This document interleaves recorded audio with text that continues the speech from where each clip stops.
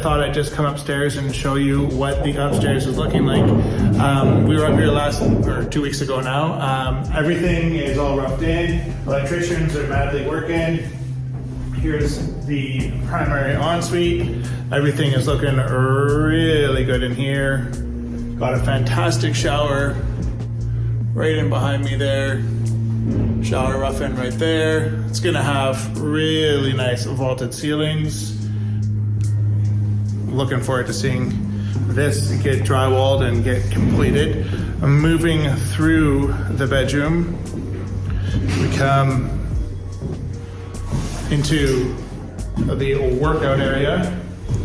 These clients are very, very fit, and this is what their workout area looks like. Going out the hallway and into the office, or one of the offices. Nice space here. Nice window in the background.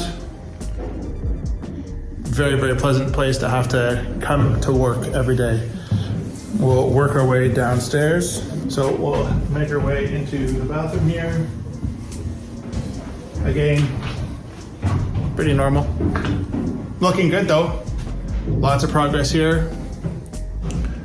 Really happy with that. Okay, we're down on the main floor here. Sparkies are working away.